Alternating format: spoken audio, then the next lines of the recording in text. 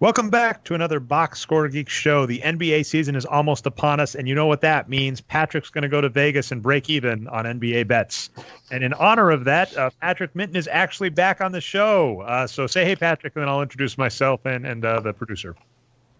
Hey, it's great to be back. Thanks. All right. I'm your host, Dre Alvarez, found most places as Nerd Numbers. With me, as always, is my producer, voice of God, man of many hats, Brian Foster. Say hey, Brian. What's going on, Dre? The NBA season is here. It's great to have you here and, of course, Patrick being back as well. And we're just going to dive right into it. Patrick, you, so as I've mentioned, I think every show for the last month or two, I've been digging through Alexander Hamilton's biography on Audible. I just finished it. And I got to say, you did a Hamiltonian thing here where you wrote like an amazingly long treatise on every one of your bets. Yeah, it did turn out to be a lot longer than I thought it would. You could just put this table out, and the table is a post, and it's fine. And you said, no, I'm going to explain what I thought. And again, this for those that don't know, haven't seen either the musical or read the biography of Hamilton, that was like one of his MOs, is that he was just like, not only am I going to say what I think, I'm going to explain my reasons behind it. I'm going to write, and he wrote just so much. It's remarkable. So you fall in that spirit. So yeah, basically, this is our season preview, where it's kind of the things that you felt strongly enough against Vegas. For what it's worth, Vegas is in the business of trying to either predict things accurately or make the bets fair. We got a nice view of Patrick's microphone there. Sorry. Yeah, but Vegas is in the habit of either trying to be accurate or to make the bets fair. So you don't bet on everything, and you don't bet the same on everything. You're betting on things that you think stand out, which makes sense, because there are times where Vegas is like, this team's going to win 45 wins, and you're like, good. I noticed you didn't bet the Denver one, and I'm guessing Denver is about properly. What were they, in the 50s, low 50s, I'd imagine? I think it was 53. Holy, that is some respect from Vegas. Yeah, I agree with you. Maybe. I think it was maybe 52. I think I remember thinking that so I don't remember the lines off the top of my head, and maybe Brian can put them on the screen or something. But the Bucks were the highest at 58, and the Clips I think were next at 54.5. And then I think all the other good teams were in the 50 to 52 type range. Yeah, and you have the under on 58 for the Bucks. And we're definitely going to talk that. Yeah. So you wrote a long article, and so I figured our format is we're just actually going to follow the article. You explained your reasonings in it, so we're not necessarily going to say everything, but I figure this leaves Brian and me a chance because, as always, I don't agree with everything you say, Patrick, although you even hedge yourself where a metaphor that fits really well on the show, myself, I use it all the time. You definitely are the one that started using it because we have poker backgrounds, I think you more so than me, is understanding this is wrong, but I'm sorry you're giving me too good. The example being, if you and I have to have had this situation in poker. You have a draw, the other person keeps betting hard, but it's worth it to call. You get to the river, they're short stack, so the pot's $1,000. You have bottom pair. They bet $10. That's all in for them, and you're like, I hate you, but I'm sorry. $10 made you win 1,000, and then they hate you because they go, are you effing kidding me? You called all in with that, and you're like, I'm sorry, it was 100 to 1 odds, and I was right. So you have some situations like that. In fact, you have a 500 to 1 odds one that we'll talk at the end, which to me was bizarre. Well, let's go in order. Yeah. Phoenix, you have Phoenix. Two things, Patrick. I'm going to let you defend the second one first. Phoenix to win more than 21 games and to make the playoffs. So I think it's a really good lead-in you gave us because I absolutely do not think the Phoenix will make the playoffs. But your example was great because it's kind of like Vegas is giving me 14 to 1 odds, so I'm like, I hate you because I think that Phoenix has maybe like a 10% chance to make the playoffs. So it's like you should be giving me 9 to 1 odds, but you're giving me 14 to 1 odds. So I'm like, okay, I guess I got to take that bet. And if it pays off, it'll be a big payday, but it obviously won't pay off that frequently. And it's one of those things that I call a thin value bet. So in the analogy in poker for a thin value bet is a situation where you got to the river and you're pretty sure you're ahead, but there aren't actually very many hands you can beat if they do call. So a classic one is you have like top pair, like ace king, and there's a king high board, and you get all the way to the river, but you get to the river, and now there's like the board has paired, so somebody can have trips, and like there's 3 spades on the board, so somebody could have a flush, and there's like maybe a queen and a 10, so somebody could have a lot of ways to take them straights. It's like, I think I probably have the best hand here against my opponent, but if I bet and they call, they might have a better hand a lot of the time, so it might be safer to check. And when we talk about thin value is when we're saying, okay, I'm just going to bet here because there are too many weaker kings that I don't want them to check down for free, and that I'm pretty sure they'll call with because, for instance, because they're loose or because they just don't believe me, they think I'm full of shit, whatever. Also, so that's what we call thin value, right? Also, a weird one, I know this happens in poker all the time, is sometimes you put someone in a great position to bluff. I'm guessing this is like some of the strategy behind that. I haven't looked at that. But you put them in a position to bluff. If you check, then they're like, I'm just going to bet this hard, and you're going to have to fold. But if I see tons of people do this, and it's a wise move, you bet out the min bet, and sometimes people just give it to you for free. They're like, yeah, I'll just call, as opposed to you raising hard. Or they like min re-raise as opposed to like blasting you, which might have been their original plan. Yeah, and you got to be kind of careful there because some really good players can know what you're trying to do, and then you're effectively just throwing away money. But another place where we talk about thin value is when you get to the river, and like it's like you said, there are situations where you sometimes put your opponent in a position where they have a very good incentive to bluff, and that can unfortunately put you in a position where you have very good incentive to call. And I think the poker analogies might be kind of evaporating on us here, but I don't think Phoenix is going to make the playoffs, but I can't turn down 14-1, right? I would probably turn down 10-1, but I can't turn down 14-1. So I had to put some money on it. But it was definitely one of those thanks, I hate it kinds of bets. I was going to say another one that you notice that's interesting, and I know for a fact shows up in at least one or two other teams, is the addition by subtraction, because there are teams that it's just, your Wolves with Wiggins and other players in the past have been the worst, where it's like, oh my God, why are you giving these players numbers? So you actually say in your article, you say Dragon Bender, Josh Jackson, and Jamal Crawford. You're like, I'm sorry, these guys are so it's worse than a dartboard, right? Like, they were all terrible. And if Phoenix throws a dartboard to replace their minutes with random NBA players, they're likely going to be better just from that, right? And that's not counting the fact that now they actually added some good players. And I was going to say the last one, obviously, they still have it. I think Doncic got people off of him because people they hate the bigs in the NBA. But Ayton last year, right, was amazing. Am I getting the right one? Isn't he the rookie? Really good? Yeah. Yeah, he was definitely a Rookie of the Year candidate. Defensively, he had lots of problems like most rookies do. But that's the thing that tends to improve in the second and third years. And offensively, he was a beast, right? And then they picked up Rubio. And I don't know, I can't recall if we like their draft pick. But, I mean, I agree with your reasonings that they probably got better. They're not going to make the playoffs, but Vegas hates you. And that's Vegas doing their job, right? They're like, we have to put the odds. So if it's not fairly, everybody's like, yeah, you're right. No. Yeah. Generally, the way Vegas kind of does it is they kind of go back and forth. The line opens somewhere, and some people identify the lines that are kind of just in a bad spot, and then the Sharks come in and bet them, and Vegas says, "Oh, wait a minute. We don't want to just lose all their money here. We got to get some people to put on the other side of the bet," and so then they'll move the line. Because ideally, Vegas gets in a situation where where it doesn't matter, where it won't actually even matter where the line is for the most part, sorry, let me rephrase. For a lot of people, it simply won't matter at which point they bought. Like, Vegas won't actually care if you bought the line when it was good or if you bought the line when it was bad. All that Vegas cares about is that they're going to pay out equal money regardless of which side wins that bet. So, I still think 14-1 is kind of crazy, but I'm also not happy about it. It's definitely thin. The only last part I'll give, this is my general take on over-under teams, is I really, really hate over-unders in that 30 range. And so I want to ask you about this.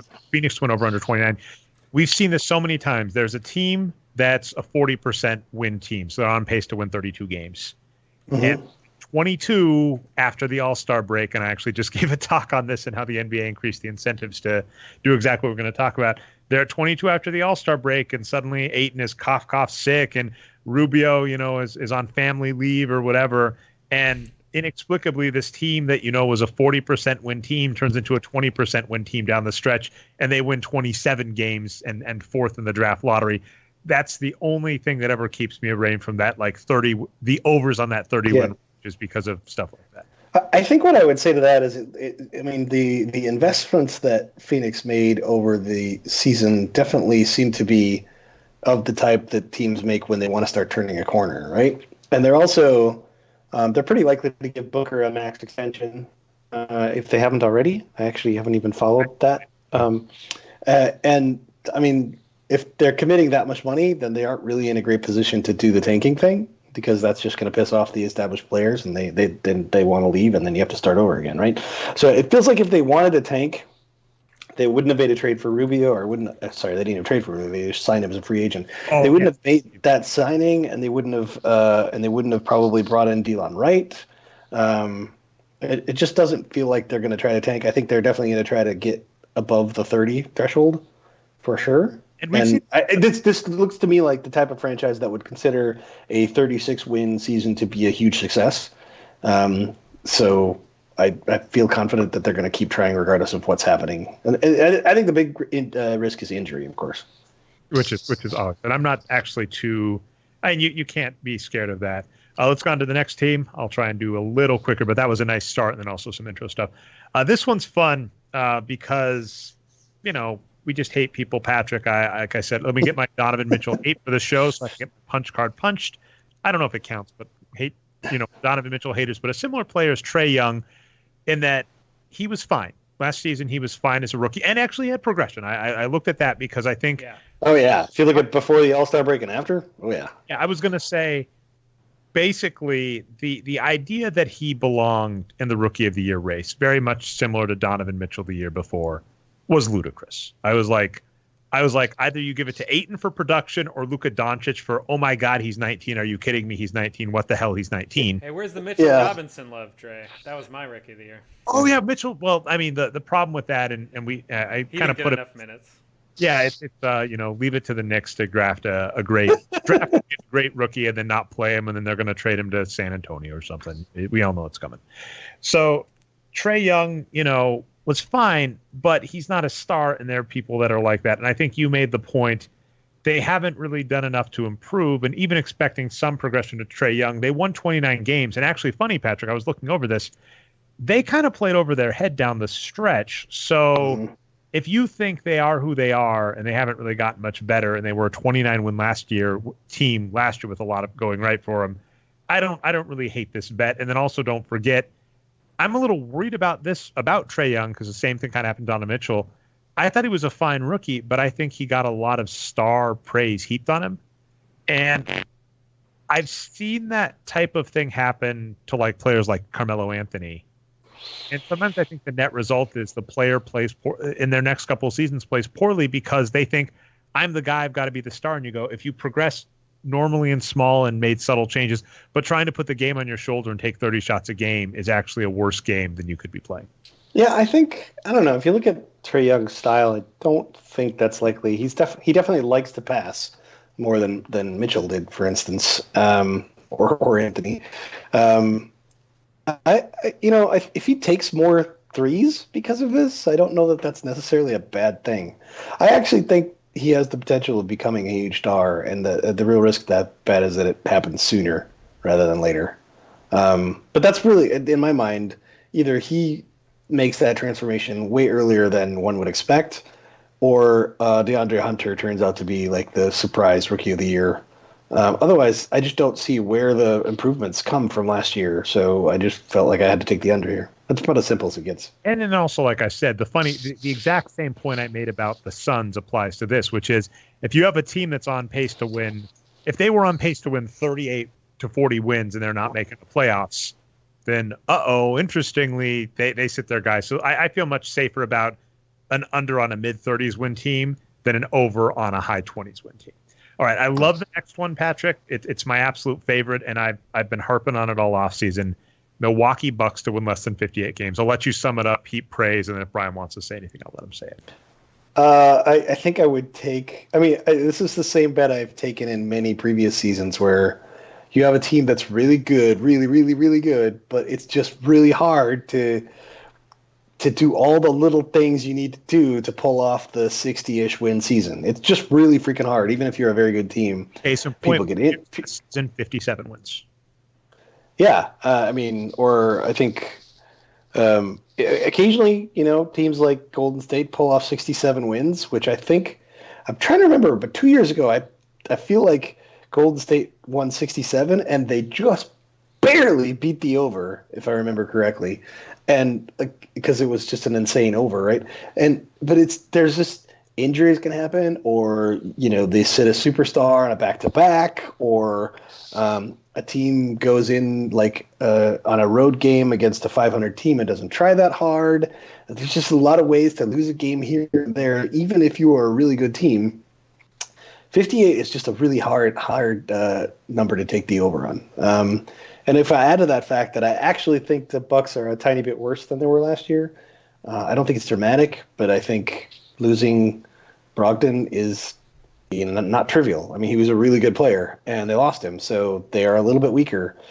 So if you combine that with the fact that it's just hard to stay consistent over an 82-game regular season, to stay healthy and to win all those games, this is the kind of bet I almost always have one or two bets like this every year where I bet the under on a team that's probably like one of the top three teams in the league, and I bet the under on them. And it seems counterintuitive, but it really just boils down to the regular season doesn't matter as much as it used to. Like 10 years ago, teams would play Iron Man minutes, and you could pretty much reliably count on the best teams winning all the games, but it's not the case anymore. The load management is a thing. There's lots of rest. There's just a lot of ways that they could win 55 games instead of 58 or even worse, right? Like I said, this is actually my harping point. New Orleans isn't in there for a while, but just this weird belief that it's a good thing that the NBA has stars in crappy markets.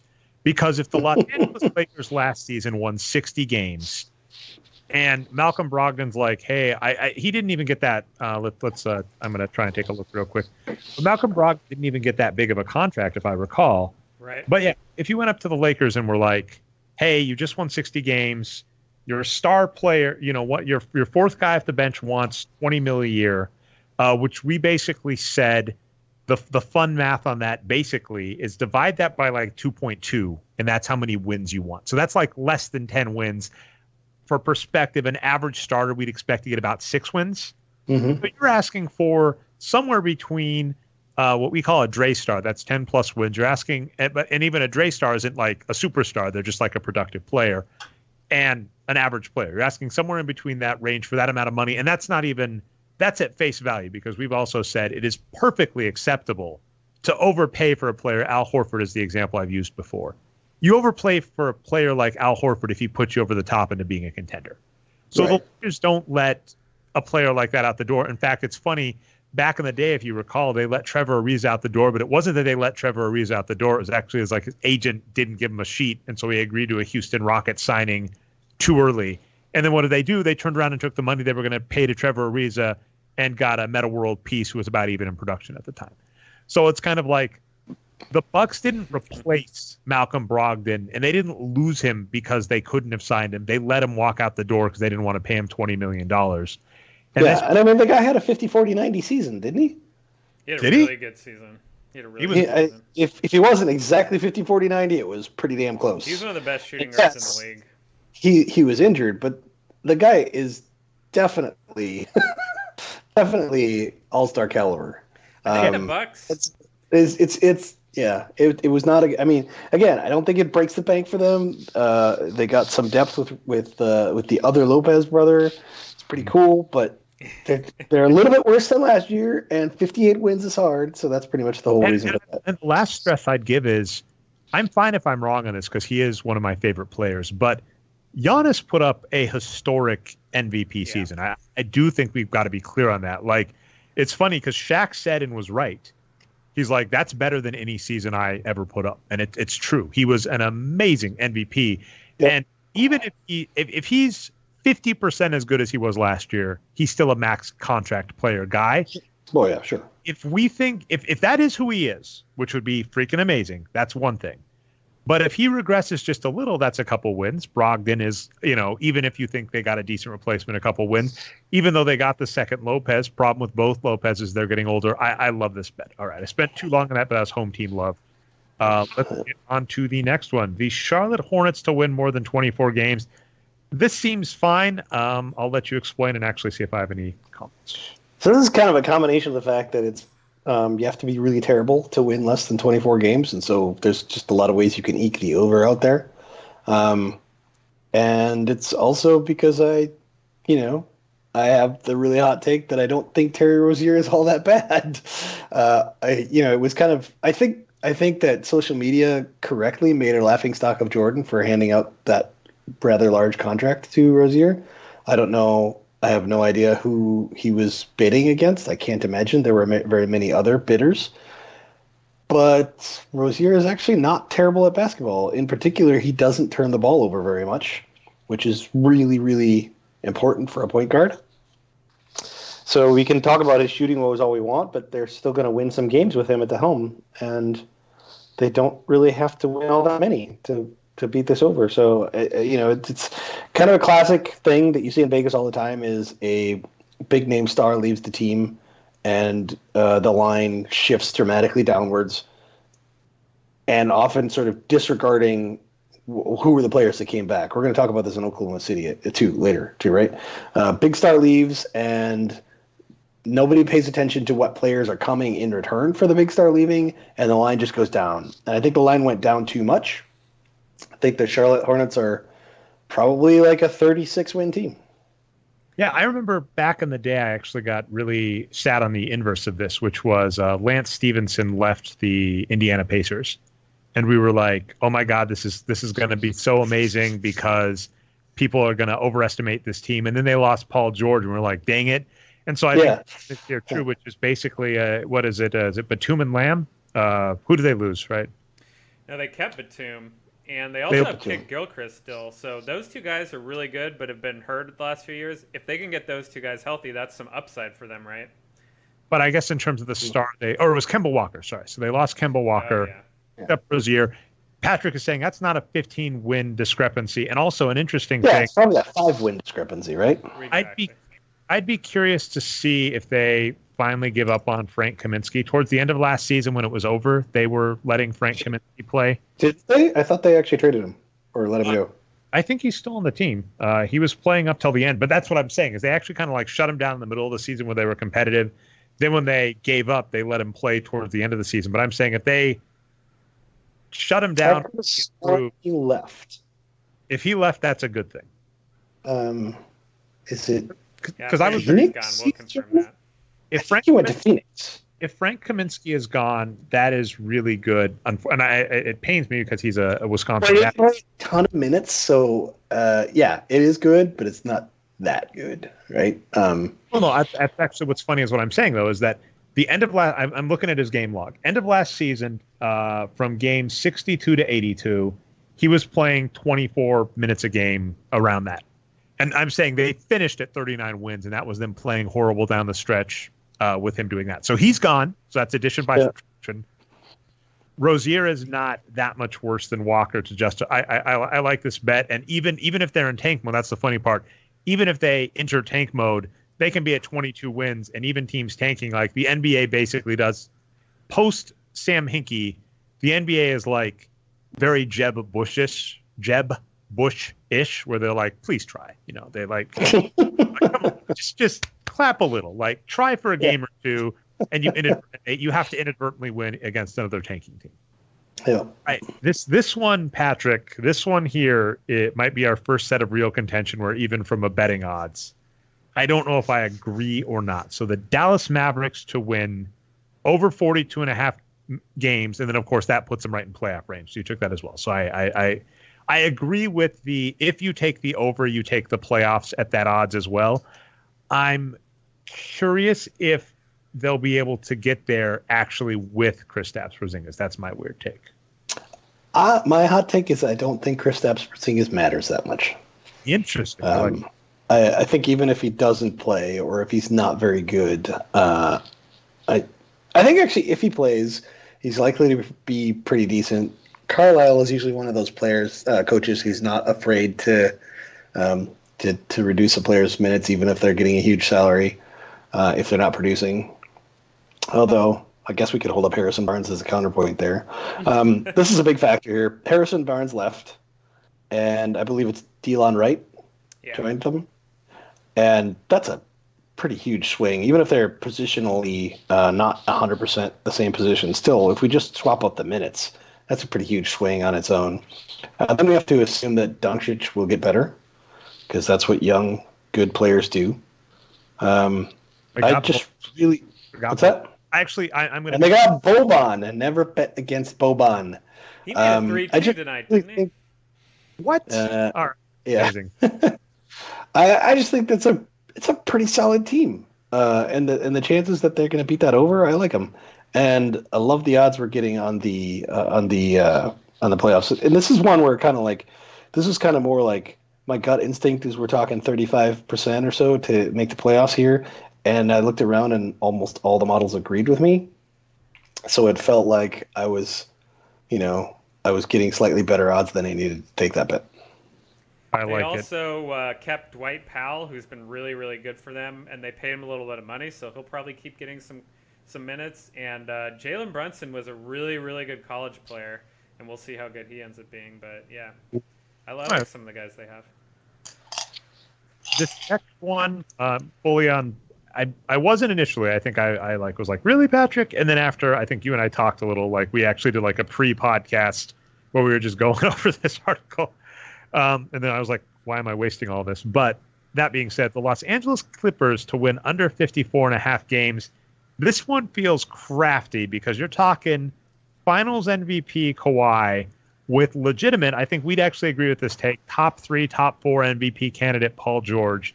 On a team that made the playoffs last season, you're betting the under on not that high, but I actually love this. So here's my deal. The fact that they were a playoff team last year was not completely unrelated to the fact that Gallinari had a near career. Like, he definitely had a comeback year. I'm not sure if it was a career year, but it was a very good year. It was definitely a comeback year for him. And the guy whose name I can't pronounce has the longest name in the NBA, Gilgeous Alexander. Gilgeous. Is that right? Is that anywhere? Gilgeous. He was pretty good rookie, right? Yeah. And those two players are gone. So, okay, they bring in this really, really good player, but they're also losing quality minutes here. So, again, it's this overreaction. Like, when you bring in a really good player, you have to look at who are they replacing. So if you're bringing in a really good player to replace a very bad player, then that could be a big swing. But if you're bringing in a really good player to replace minutes from a couple of other really good players, then the uplift is maybe only incremental. And then I think so basically if I look at this team the way they are, and then I subtract Kawhi Leonard, which you probably should do for about 25 games, is it better or worse than last year's playoff team? And I think if you subtract Kawhi Leonard, they are worse than last year's playoff game. Even with Paul George, I think they are worse than last year's team. And I promise you, Kawhi Leonard is going to sit about 20 games. And there is no way that team is as good as Toronto was when Kawhi Leonard was sitting. They are going to have a much worse strength of schedule. And when I say worse, I mean worse for the Clippers. And it's just going to be harder for them to find like nights where it's just easy to have players rest. I think this is the solid bet here. And again, not talking anything about this team's like high end chances, because once you get to the playoffs and you say, okay, here's a 7-man rotation, I think I'll take that team to come out of the West. But they aren't going to play the season long with a 7-man rotation. They're going to play the season long with a 10 or 11-man rotation. And a lot of times, Kawhi Leonard isn't going to be one of those 10 or 11 men. So I still like this bet. I was going to say, Gallinari was painful for me last season. It was awesome to see him play that well, although he flamed out in the playoffs, which it is. Oh, he was horrible in the playoffs, but that's not how I'm evaluating this, right? And as a Nuggets fan, he was such an upgrade to Carmelo Anthony, and he just showed flashes of greatness, and you were like, oh my God, if this guy is healthy next, like, it's funny, for all the hate Kenneth Faried used to get for being undersized, the reality is Kenneth Faried plus Danilo Gallinari was honestly a perfect 3-4 combination. So like Gallinari was oversized for a 3, Farid was undersized for a 4, but you put those two together and it was magic. And there were some plays between those two, but he just could not stay healthy. So you're right, he had a career year that actually I think people underestimate how close his regular season performance was to Paul George's. And then I agree with your take that when Kawhi, you're saying this, and you're going to say it's about the next team that we're going to get to. Their bench is thin, and that's an important consideration to make. Where it's like you can't count on them. I mean, who plays center on this team, right? And Zubats is going to be the starter. Zubats is going to be the starter, and he's going to be the starter, and he's going to be on the bench in the 5th minute.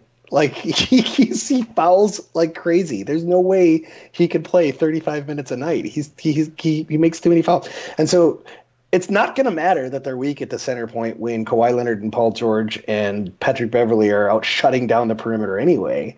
But when one of them sits, it is totally going to matter who's playing center, and they don't have a good center. They don't have a good answer for who plays center. Yeah, they'll probably play Harrell at center in crunch time. They should be playing him at power forward. He's not that big, but that's probably what they'll do. Oh, that's another interesting point. He's really good, but he's not big. I mean, again, like when their entire guard small forward core is healthy, who's going to care? Like, who's getting past that perimeter defense anyway? But when one of them is sitting, it's going to be a big deal. And in the regular season, that's what you're talking about, right? In the playoffs, it's not going to matter when Leonard and George are playing 44 minutes a game. Who cares? But in the regular season, this is all going to matter. So I think 51 or 52 games would be a more realistic number. So I took the under. And actually, Brian, last point I'll give you on Harrell, and actually to harken back to our kind of incremental point that I wanted to loop the Mavericks in on. Harrell, Kawhi, George, that's a lot of overlap there. Now, you're not wrong. He can play center, but now we run into the classic problem, which is you're playing one of those players out of position. This used to be what we'd say about Paul George. We'd go, listen, his numbers are good. And if he'd followed the age curve pre-injury, we'd think he was a star. But he's getting played out of position, and you're minimizing his effectiveness doing that. And then lo and behold, when he plays a full season, healthy as a small forward, we're like, holy crap, he's amazing.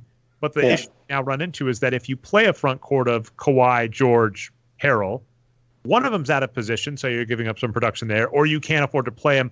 What I was going to bring us up to is DeAndre Jordan. When DeAndre Jordan left the Mavericks, it didn't hurt as much, even though we think he's an MVP caliber player, because the reality of that team is they had too many big minutes to go around, productive big minutes, so when you took one out. So I think that's a good point there.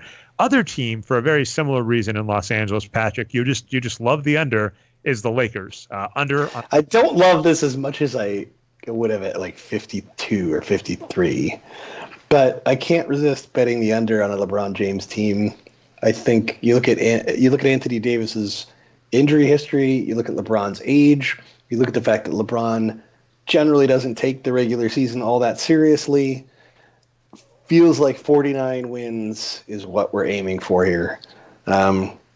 It could also all go wrong, you know. Maybe LeBron's motivated by playing next to a superstar for the first time since Dwayne Wade. Maybe, and yes, I did just give Kyrie Irving a bunch of shade there. Don't at me. Brad Stevens. Maybe Anthony Davis stays healthy for a whole season, but I feel like it's solid to bet against it. I mean, we already saw last year with some of those players, LeBron James, Rajon Rondo. Admittedly, Anthony Davis has been healthy when he's not trying to get traded, but who even knows? I think we bring this up all the time where people produce these models, ourselves included in the past, where they're very, oh my God, this team is guaranteed to blah. Very much the Warriors 2 seasons ago with DeMarcus Cousins. Oh my God, this Warriors team is unfair. And you just raise your hand. You're like, have you watched an NBA season ever where star players get injured all the time? So I think there's a lot of good reasons. Basically, a thin bench, LeBron James, really thin bench. Wow, really thin. And that's not front, that won't matter in the playoffs. Yeah, I mean, this could go wrong, right? Dwight Howard could be his old self, but I like it, and I think I'm not 100% sure, but I'm pretty sure the LeBron James teams have hit the under for the last 8 years or something. And that's a fun bet to go look at. I'm going to have to check that out after this. I do have a subtle way. So there is an X factor that could very easily tank both the Lakers bet that you just mentioned, Patrick, and your next bet. You actually gave the Memphis Grizzlies the over. You did miss it on the header, so I'll have to fix that in a minute. But over 27, so that's not again, mid-20s is not a range I ever worry about messing with. It's once you get to 30s is just such a hard range because tank mode. But you basically astutely noticed that Andre Iguodala is a huge spoiler here for a variety of reasons. So, I mean, I think they want him to play because I think they'd rather get assets in return for him in a trade than they would to save a few bucks buying him out, which is absolutely what Memphis should be trying to do. So if we assume that he plays and he plays well, he's going to win Memphis a few games, and that's going to be enough to get them over that over. The reason he's a spoiler is because it very much depends on where they trade him to, right? Because if they trade him to the Lakers, for instance, all of a sudden that bench is not that thin. If they trade him to the Spurs, all of a sudden, that underbet looks really bad. So he definitely has the potential to play spoiler here. But this bet is mostly about my assumption that Andre Iguodala will play until about the All-Star break for the Grizzlies and be pretty good because he's Andre Iguodala. And then also assuming that people are sleeping on Tyus Jones, who's a pretty good point guard. Again, he's one of those guys who just doesn't turn the ball over. And if you look at his assist to turnover ratio, it's off the charts. He's like Jose Calderon was when he was younger, except that he's a much better defender. And you didn't throw the easy salt on Brian's wound that you could have here, because there's another player I think also improved them too that helps out your point. Jordan Bell? Yeah. No, he went to Minnesota. I skipped ahead. I apologize. I got Minnesota queued up for the next bet, for the next talking point, and missed it up and messed that up. So I actually am flying blind now because I had Minnesota up for my Memphis bomb. Apologies. That's fine because we can segue right into that. Let's put it this way, Dre. I did want the Warriors to draft Brandon Clark, and he went to Memphis, so they did break my heart in that way at least. And John Morant was also we've already brought up a good. Oh, yeah, he could be a very good player, right? Now that he's done defending his Khaleesi, he's ready to go to the NBA and get it done. So I like this bet, and I mean I think the last one I forget if you said it already while I was trying to look up Memphis and looked at Minnesota. Patrick, rookie mistake, but even if they don't get on Andre Iguodala to play, if he gets turned into something that is a good player, which could happen, because he's in this great spot where if they don't buy him out, his contract is expensive. And we've seen so many times in the NBA where some team is like, we're going to offload Tyson Chandler because he's so overpaid. And then, shocker, he's a good player. So, yeah, my dream scenario is that Iguodala plays until the All-Star break and Memphis is sitting at about, let's say 26 wins or so. Wait, that's probably a little high. Let's say 20 wins. And then they trade him to Dallas for Courtney Lee and filler. And then Dallas makes the playoffs. See, I'm thinking I'm on the 4D chess layer here. And then Dallas makes the playoffs, makes me a ton of money, and it's too late to tank the Memphis over, and I get a ton of money there.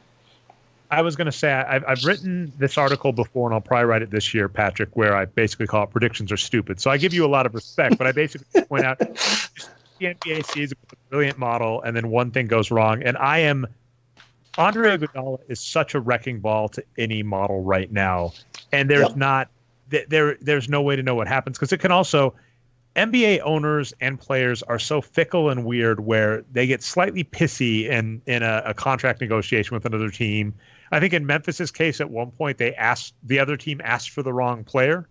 That happened last year. Do you remember this? They were like players with the same name or whatever, like first initial, last name, and the other team didn't know who back. And so it fell apart at the last second. So that kind of stuff can happen. So there's no guarantee Andre Iguodala is ending anywhere. He wants to go to a contender, obviously, but who knows who's going to be in the best spot for him or who's going to be pitching. Right. I mean, it's actually in his best interest, too, to play until the All-Star break to wait and see who are the contenders he should go to, right? Because, what if you get traded to the Lakers and then LeBron gets injured? Exact same thought. All right. The team I actually did have queued up, and I actually gave some spoiler to why thinking the over is fine. Patrick, the eternal optimist, the Charlie over on your Timberwolves should not be that hard with one of the best centers in the league, except for a little guy named Andrew Wiggins. But you think they're going to win the over and maybe make the play. They have odds to make. These both bets are definitely in the thanks I hate it category. I think, I just think they're going to be as good or maybe a tiny bit better than last year, and so I have to take the over. And I just think there's this 30% chance, 30% chance they make the playoffs. So I have to take the 5-1 there. But I kind of hate both the bets in a way. I just felt like I was like, okay, if you're going to give me this line, I guess I got to take it, but I'm not really super thrilled about it.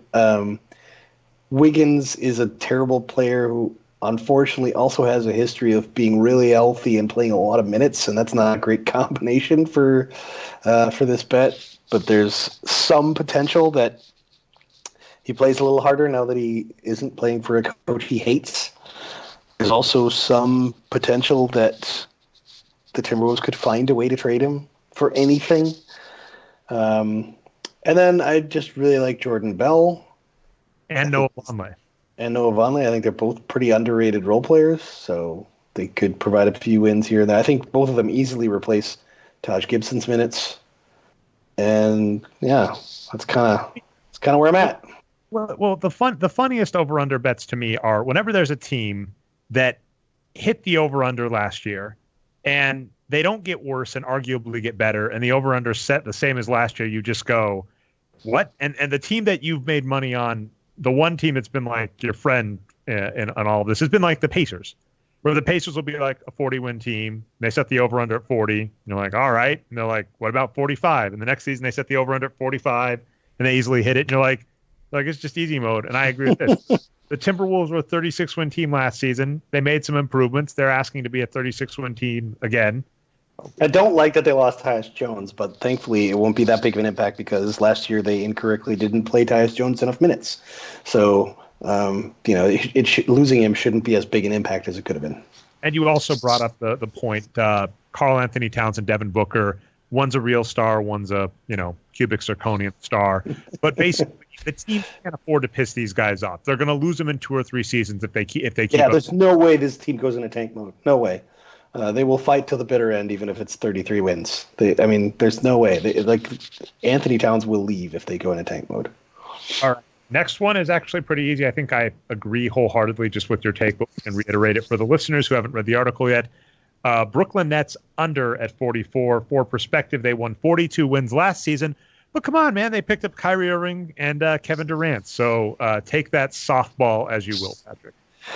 Yeah, so they added Kyrie Irving, but they lost D'Angelo Russell, which means they upgraded from All-Star to better All-Star, which isn't going to be the huge transformative change that you think it is.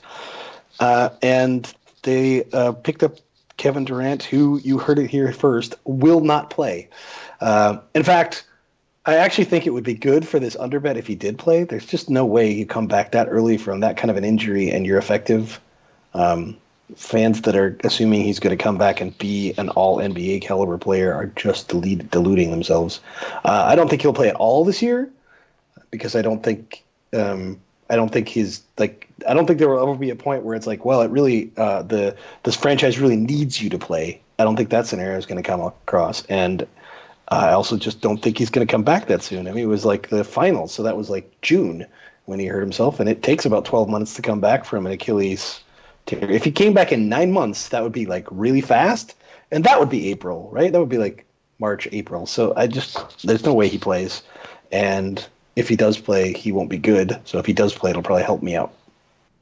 Yeah, and that's pretty much all this bet is. What the article that was the easy selling point to me, and we've seen this in the past, is really you should treat either the Celtics or Brad Stevens, who knows, right? But Boston for the last 5 years, you really got to treat them like Denver or Utah. For those that don't know, Denver and Utah have a huge altitude advantage. It's super prominent. Oh, wow, Patrick just went super dark. But it's sorry about that. It's super prominent in baseball, but obviously Utah doesn't have a baseball team, whereas Denver does. Where the altitude just gives, like, on a normal regular season, so not lockout short, a normal regular season boosts you about 4 wins. So you should always take the Nuggets and the Jazz with a grain of salt. In the playoffs, they look a little better than they really are. And the same when you get a player coming from the Nuggets, so I even say it's about my boy Nikola Jokic. if you trade for Nikola Jokic, be aware he's probably only going to be a top 10 player in the NBA now. I got two things on the Nets real fast, Dre. But D'Angelo Russell, even though he was an all-star last year, he kind of fell off. Like he was, by the end of the season, he was not an all-star level player. He's still only 23, so I don't think they're going to miss him at all. But here's the biggest thing. DeAndre Jordan has been one of the most underrated players in the NBA for a long time. He's just been a top 10, even top 5 player, throughout his whole career. And I think Vegas is underrating the DeAndre Jordan addition to the Nets. Oh. So you think I should have taken the over? Yes. Well, maybe, but be careful is all I'm saying. It's too late, man. The money's gone. The money is no longer mine. It is now in the pot. I did want to at least finish the point that basically Kyrie Irving he's not coming with Brad Stevens. If Brad Stevens was traded too, I would give that. That's the other point on DeAndre Jordan that this always comes up and is rough, and admittedly he's looked fine, but he's just starting to get older, and so we will have to see. And I'm forgetting so they lost D'Angelo Russell. Is there anybody else productive that this team lost from last year? Lost Ed Davis. So that's the interesting part is when you factor in age, possibly minutes reduction for DeAndre Jordan, that might be a wash. Or to Patrick's point, it's a marginal increase, right? You're replacing like 10 wins with 15 as opposed to replacing like 5 wins with 15. It's going to be close, I think. I think this will be a close one. All right, Patrick, man, you are a glutton for punishment. What's interesting is this is very much, I don't know if he's in your wheelhouse of liking people, but a Nassim Taleb type better. So he kind of went full Trumpy, which is a shame, but he wrote some books like The Black Swan and Fooled by Randomness. And his strategy is always like, you bet on things that are unlikely, but they're more likely than the world thinks. And keeping this. So you're betting the Bulls to win the over, and once again, taking the glutton for punishment, the outside shot they make the playoffs. And I like your reasons on both. This is not one of the ones I felt super strong about. This is another one where like a lot of the models are all sort of in agreement, and I like to take bets like that where multiple people's different models agree. So it just felt like a pretty solid bet to me. I'm getting, I think if I'm recalling correctly, 375 plus 375 on the playoff bet. Feels like a 275, sorry. Still feels like a pretty good bet given that most of the models seem to agree that about 40% is what we're looking for here for them to make the playoffs. So I don't know that I have a ton to add about Chicago. It's not one of the ones I feel super strongly about, but it's hard for me to see them being worse than they were last year. They're definitely not a team that's in tank mode. They're in the East, which got even worse. There's just a lot of ways for them to... Got a full year of Otto Porter Jr., which is... Yeah, I mean, that's the big one. It's hard to say he's underrated because he's a max player now, but he's pretty good. Well, he's the max player who everybody derides for his max contract, right? So, in a way, he's underrated.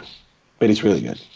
All right, next one I think I just agreed to on principle alone, Patrick, but you took the under, the 27.5 games on the Knicks, shockingly. I mean, just who are the NBA caliber players on this roster, right? There just aren't that many, right?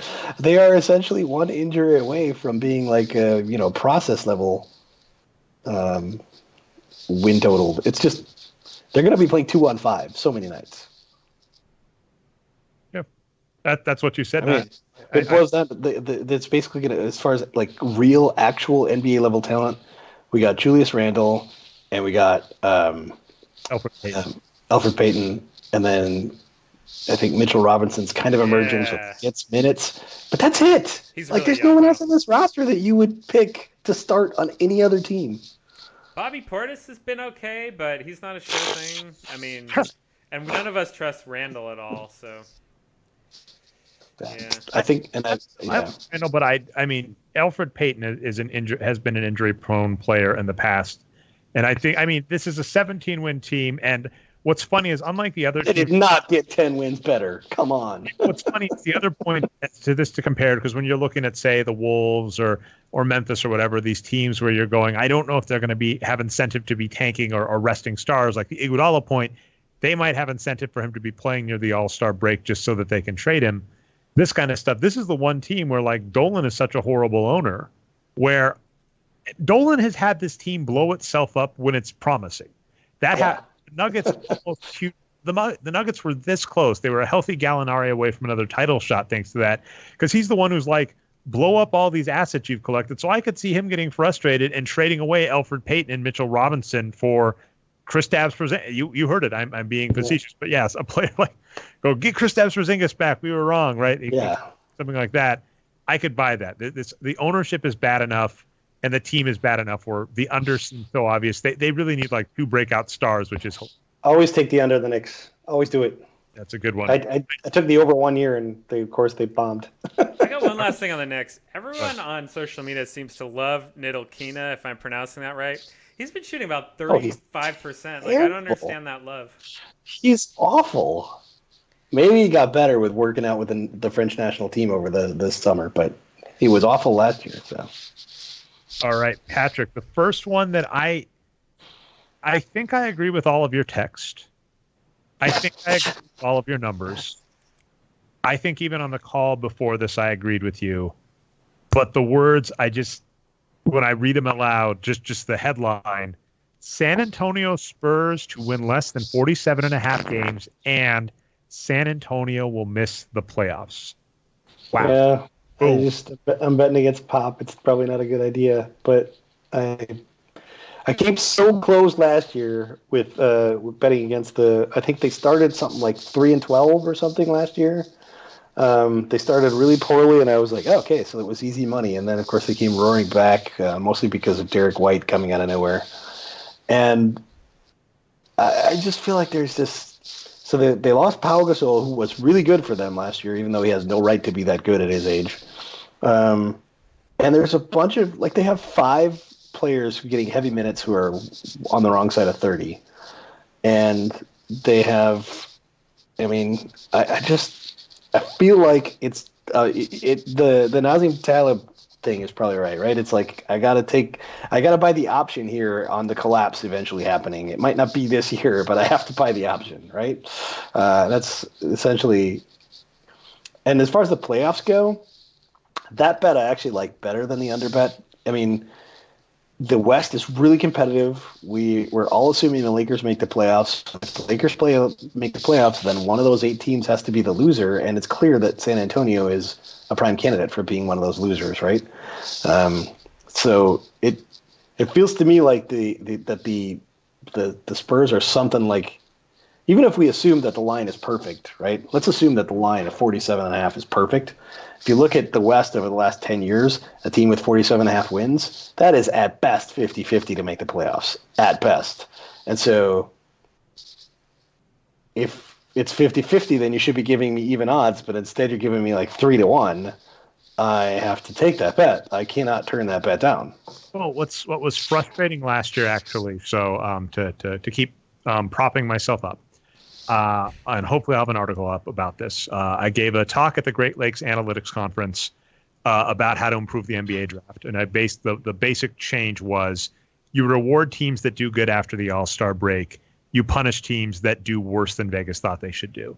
And a team that has just been an absolute shit show in the last couple of seasons is the Sacramento Kings under Vivek Ranadive. I hope I got the last name right. I'm pretty sure I got the first name pronunciation right. But it was, I think, Dave Yeager or I forget how you say it, something like that.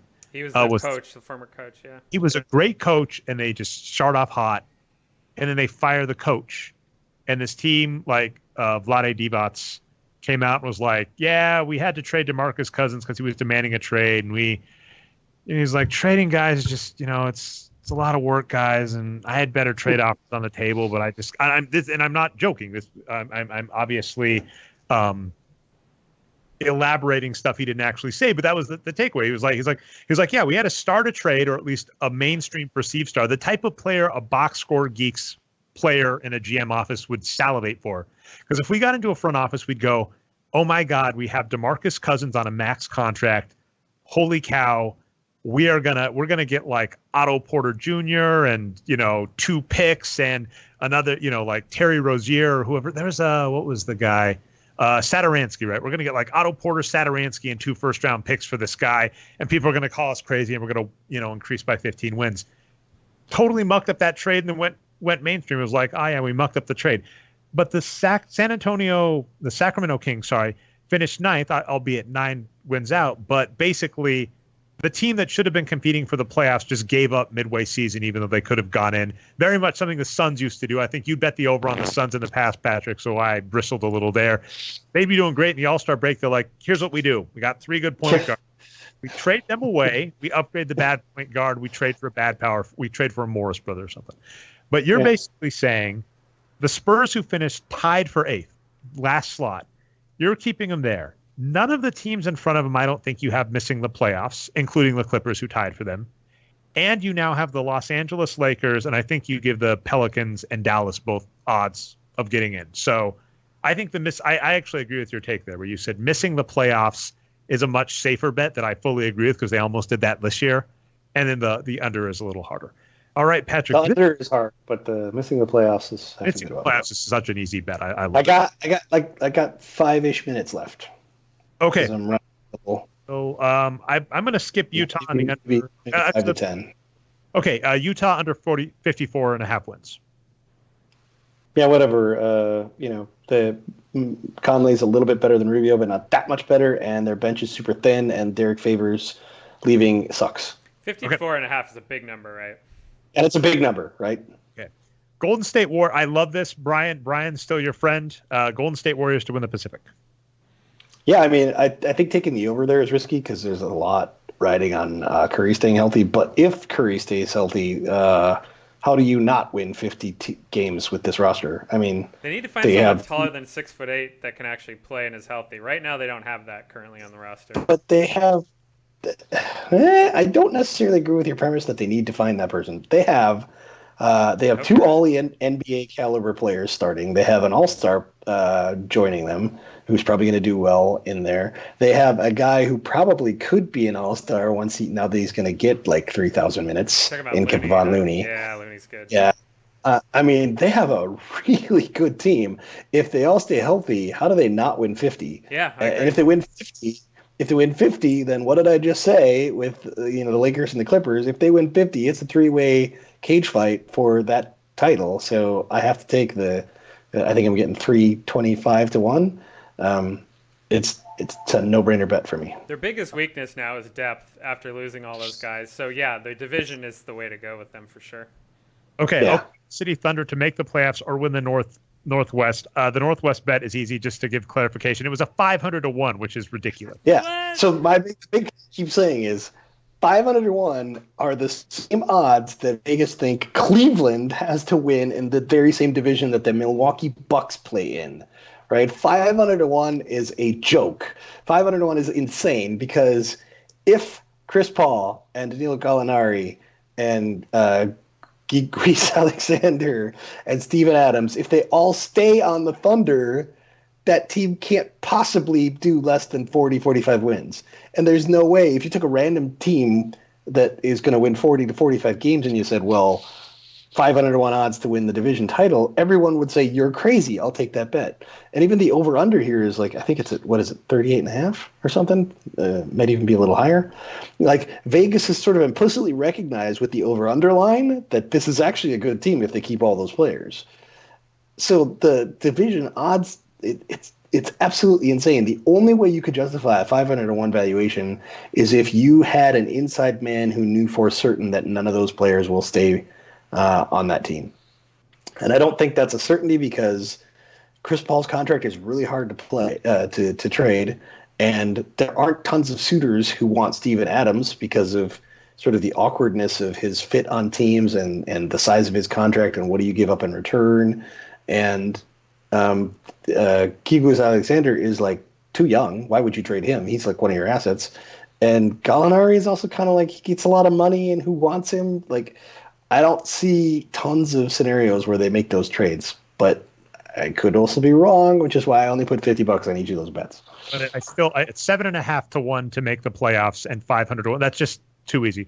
If they keep all those players, this is a playoff roster. Andre Robertson Chris Paul may be too. Overpaid, but it's Chris Paul. Robertson right? is healthy. Chris It's Paul. a really good starting five. I love it. Okay, let's get Patrick. We're going to cross the finish line. This seems pretty easy, actually. New Orleans Pelicans to make the playoffs. I think you just got good odds again, and they have some talented players, including Derek Favors. Yeah, they got Derek Favors. They still have pretty good starting caliber players in Drew Holiday and in JJ Redick and in why am I slipping up here on the name? Can't remember the name. Help me out. Which position? You both talked at once, so I don't know who said what. Which position does he play? Forget about that. Let's talk about Zion. Zion looks like he's an amazing rookie. I feel like this is easy, a 40-win team. But I kind of felt a little uncomfortable with the I think I only bet the playoffs. Right? Yeah. So I felt a little bit uncomfortable with the over-under because it's like, But JJ Redick has never missed the playoffs. So I feel like it's a good bet to take, given the odds I was getting for the playoffs here. So I think the bonus here is it's nice to bet on them because I think this is going to be one of the most fun teams to watch in the NBA. And whenever a team's that fun to watch, it's nice to root for them.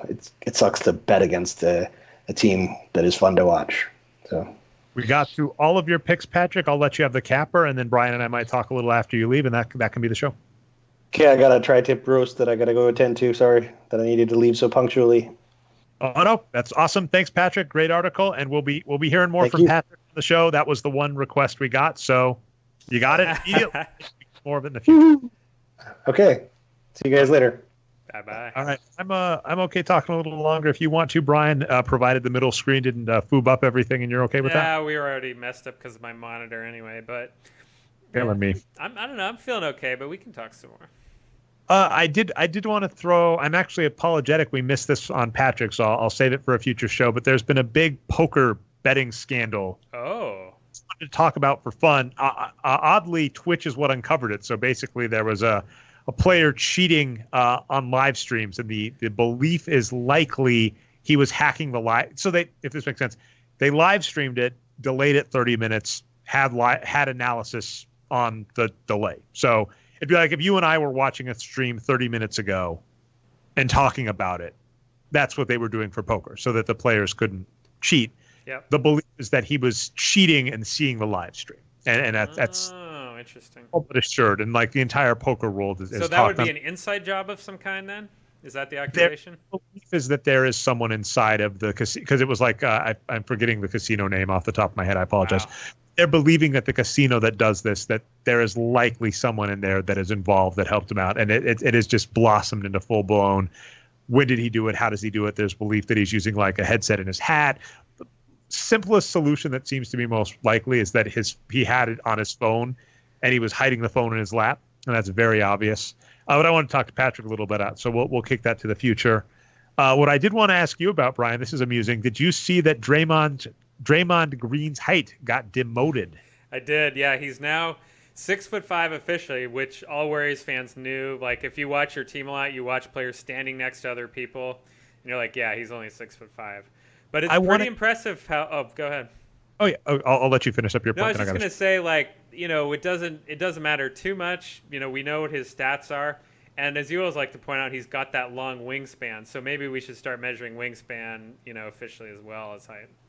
I want to give a preemptive shout out, and I may be a little presumptuous in this because I just started reading David Epstein's book, Range. And so David Epstein, for those that don't know, he wrote a book that I love that I quote on the show all the time called The Sports Gene.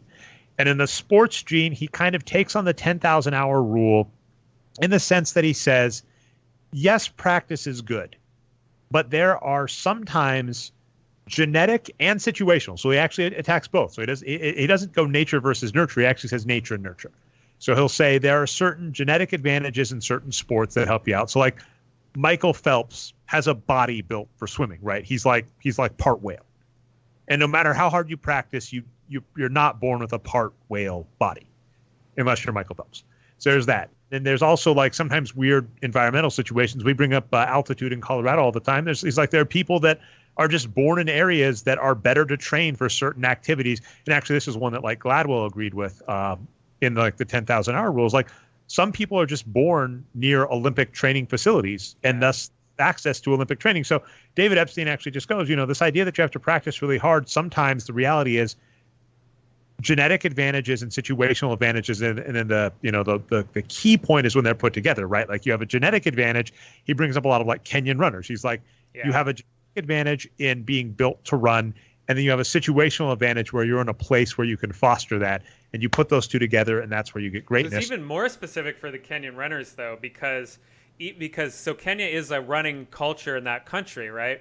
But not everyone in every geographic region within Kenya is a great marathon runner. It's really this one specific tribe that has a specific body type that's different from other Kenyans, right? So there's all these factors. Yes, and I mean when we're talking professional athletes, that's the funny thing, because I understand this can get into a weird territory, especially when we have like a Nazi running our government.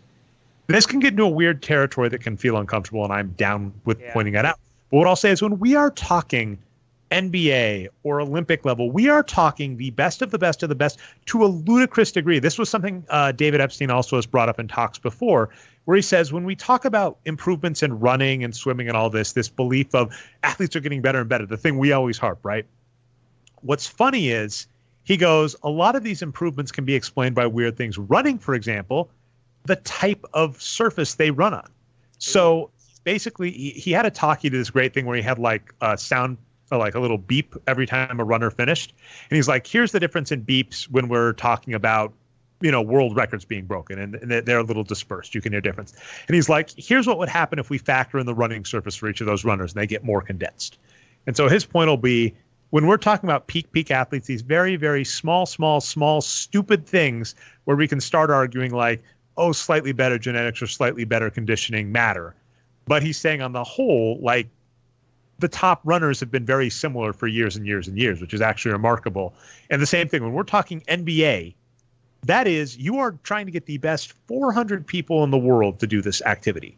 Whereas when we're like talking software engineer, like you can't convince me that there is some inherent advantage for an average software engineer that we should even start carrying beyond training. So that's the funny thing. The shout out I was actually going to give, I'll finish my basketball point and give my shout out.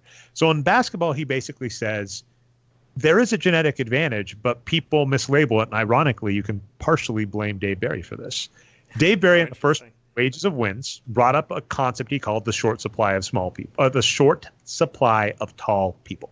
And his point being, if you look at the NBA height, and this is true, like I know Devin Digman's looked it up, and then it's a basketball reference. If you go to league average, if you like just Google basketball reference league averages, they actually show average height and weight by year, and the average height in the NBA is 6'7". Average height in the U.S. is about 6 foot, a little less. Even the tall countries, it's like 6'1". So that's the point, right? The average player in the NBA is 6'7". So you need someone who is really tall and really talented to play in the NBA, which is a hard find. When David Epstein looked at it for the sports team, though, he said the interesting thing was the thing that seemed to matter more was wingspan.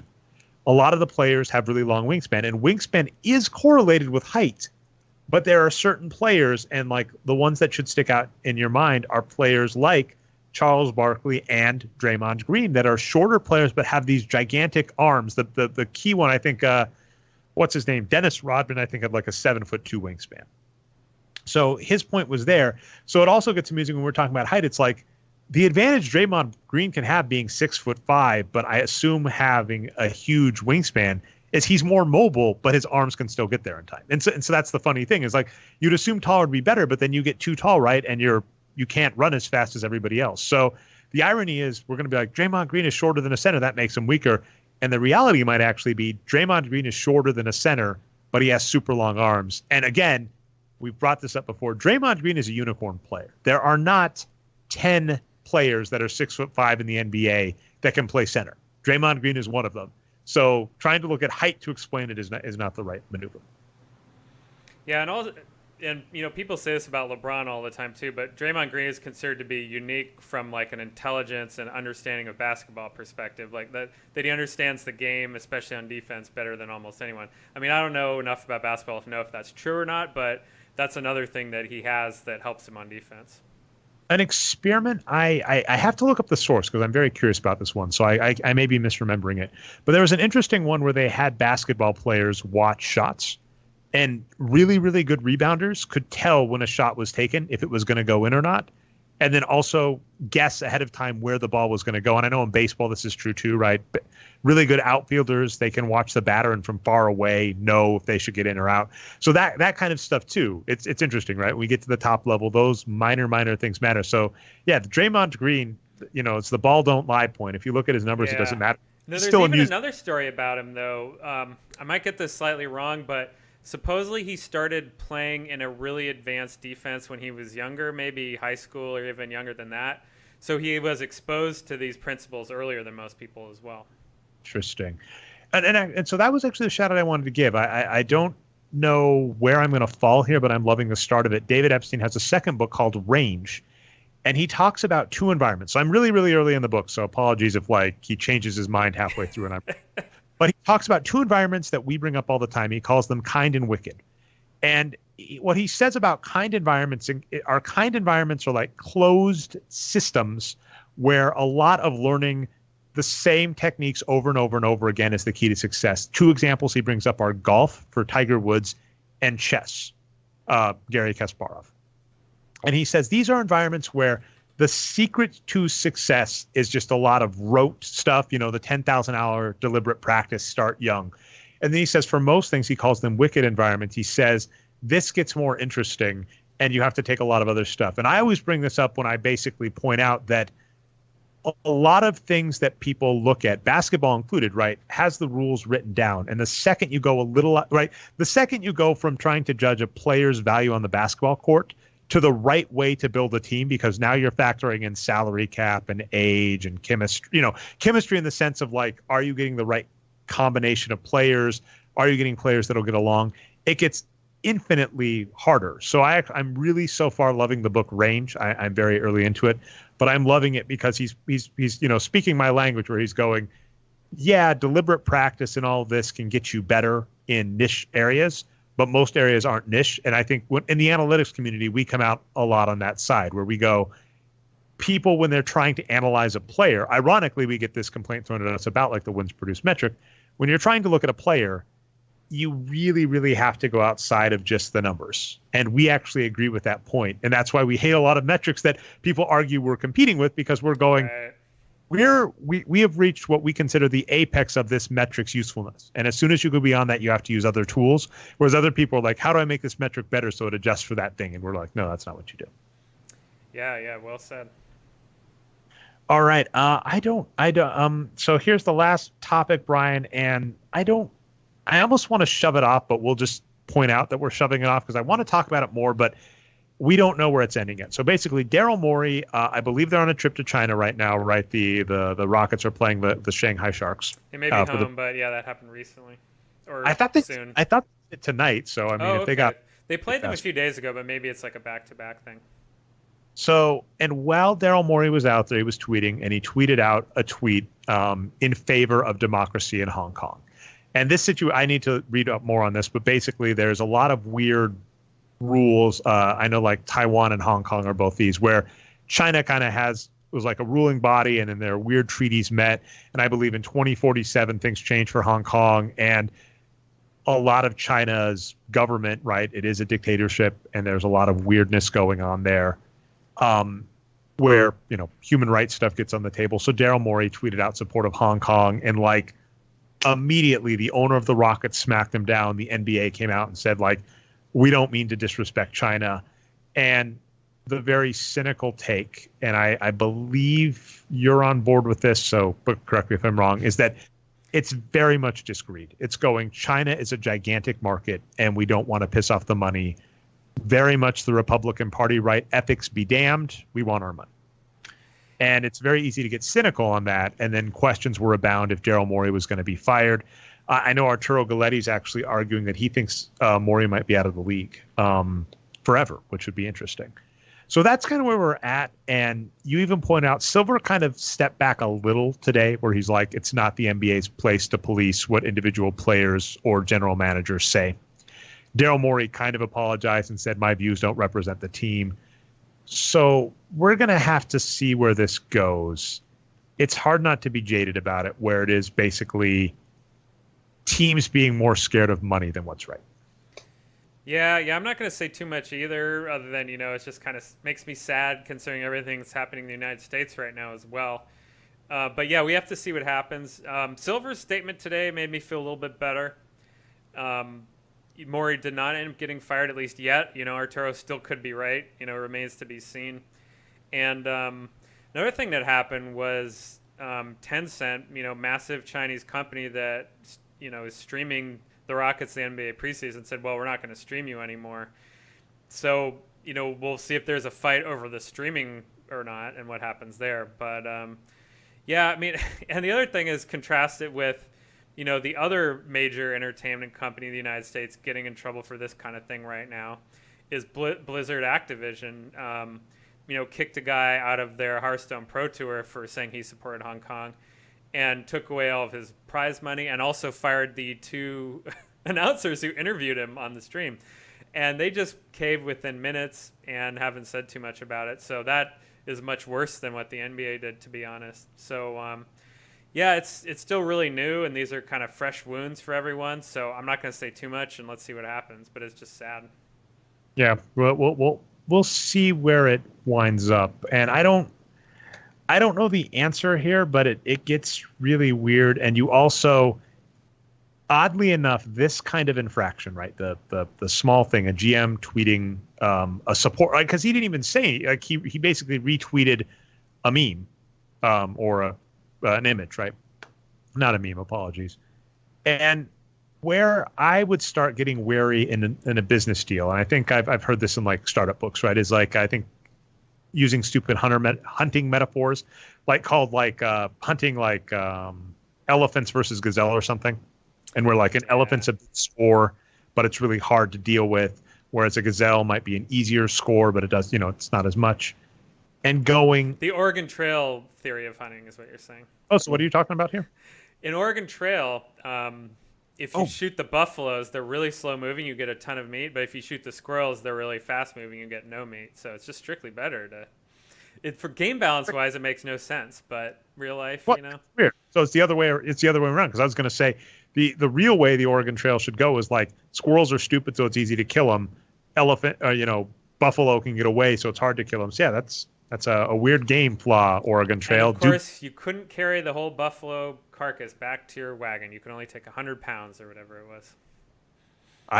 It's impressive because I played a lot of that game and I have forgotten way more of it. So I'm impressed because you're older than me, Brian. Remember it way better than I do. I was probably a little older than you when I played it. I don't know. No, I mean, I don't. This is going to sound so weird to young people, Brian, but I think it's true of us. When I went to school, there would be like a Mac IIe, Apple IIe in the thing. And there'd be like a couple of games, I think like Wheel of Fortune, Oregon Trail and stuff.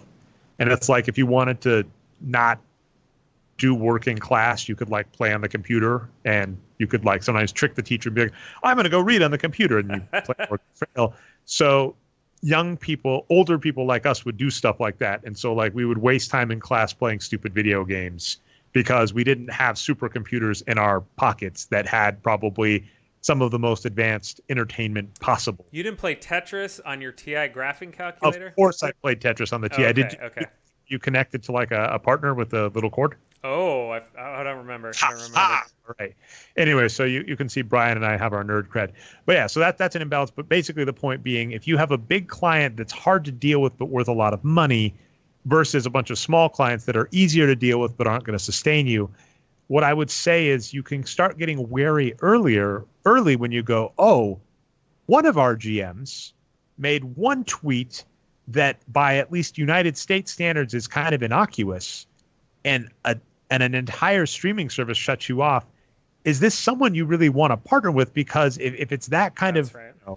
if it's that kind of compromise this early, what are they going to have you doing when they're worth billions of dollars of your bottom line? So that's exactly right. And it's worth pointing out, as some people have, that it's not like 50 or even 30% of their revenue comes from that region. It's, I think, 12 or 10% is what I saw, and that's for Asia Pacific, not China only. So yeah, I mean, we're gonna have to see what happens there as well, because there's probably a much bigger backlash than they expected. And then the last point I just want to throw out there is just kind of a generic comment, is anytime someone's like, we want to keep politics out of sports, which, by the way, ESPN, owned by Disney, and as Dave Barry points out, ESPN, the N stands for network, not news. It is not a news organization. It's an entertainment organization. If you're looking at ESPN for news, they're crap at it to begin with, is what it is. But ESPN backed out of saying a lot of stuff about this. Yep. And saying, keep politics out of sports. And what we've said before, and is true, is sports has tons of money and advertising coming from the military. That's why they have flyovers and flag ceremonies, etc. Public teams and teams in the United States are, basically do public financing, like my Milwaukee Bucks. Their stadium is publicly financed by a state that cut school funding and then gave a $500,000 loan to a billionaire, is what it is. Politics and sports are not divided. If you want to keep politics out of sports, then no public money, no public funding a la advertisement for things in it. If you get rid of those things and basically say billionaires have to buy, and as an example, like the Golden State Warriors, I believe, right, they're paying for their own stadium, but it's public land, and you're like, probably you could get better money or at least better utility to the public with that land. I think they bought the land from Mark Andreessen. Okay. Well, then hopefully that's true. Okay. I was trying to remember. Like that, yeah. I seem to recall there is a stadium that's going to be publicly financed. It might be the Lakers or the new Clippers Center. Apologies for getting stadiums wrong, a lot of them. I think the Clippers' new arena is going to be privately financed, but on public land. And so same kind of thing. So it's like, if the owners have to buy all of the land and the owners have to pay for the stadiums themselves and they don't accept any government money, then fine. Then keep politics out of sports is fine. Until then, though, it is a ridiculous thing to say this highly political vehicle that is publicly financed is not allowed to have any political takes is just ridiculous. So I'll put it there. Yeah, the last few years have just shown us that whenever someone says keep politics out of X, what they mean is turn the other way so I can loot and pillage. That's usually what they mean. It's kind of sad. All right. I was going to say good show title might be 500 Reasons to Root for the Thunder. Or, you're the Warriors fan, something about the Warriors winning the division. I've said everything I wanted to, including a shout out, Brian. So I'll let you get the capper on the show, and that'll be it. Now, just in case we forget, I'm sure we'll talk about this more next week. We've got a little more time before the season starts. But I'm a big fan of what the Pacers did in the offseason. So let's look for the Pacers. They got that aforementioned Brogdon, who left the Milwaukee Bucks, and some other good players. WNBA finals are going on. It is tied up now after tonight. We are going on to game 5. So, yeah, that seems like that's mostly because Deladon's been battling injuries. She said it feels like someone stuck a pole up her back or something. She has a herniated disc in her back. So it sounds bad, but she's playing through it. Wow. So, and they were down 16 at the half, and it was a 4-point game. Yep. So, by the way, this is rough, and I believe this is the second finals in a row, right, where injury to Deladon might dictate the outcome. So it's a fantastic narrative, right, to get a game deciding game 5, but it's also rough because and for what it's worth, unless she did horrible in the second half, Brian, Deladon is still amazing injured. Yeah, I haven't looked at the numbers. 5 for 8 from the field. 5 rebounds, a steal, only 1 turnover and 2 blocks. A little high on the personal fouls with 3. But no, I mean, she is freaking ridiculous. I mean, this is putting like Paul Pierce to shame. And so we'll just have to see what happens with that team. I think I'm rooting for him because Deladon is amazing. But regardless, it's good basketball. And I've heard some people point out if you're wanting good basketball, it's on. And we've gotten interested at least in examining the box score and stuff. And so I'm rooting for Washington. We'll see what happens.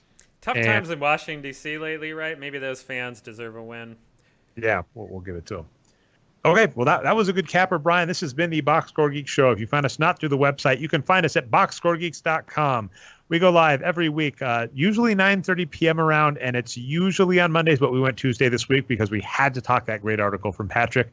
If you missed the live show, though, don't worry. You can catch recaps, channel Nerd Numbers on YouTube, and, of course, we have a podcast version of the show on iTunes and Stitcher, the Boxscore Geeks Show. Subscribe and upvote helps us out. I've been your host, Dre Alvarez, a.k.a. Nerd Numbers. Co-host Brian Foster, a.k.a. Boxscore Brian. Co-host Patrick Minton on Twitter as NBA Geek. We'll see you next week, hopefully with more content.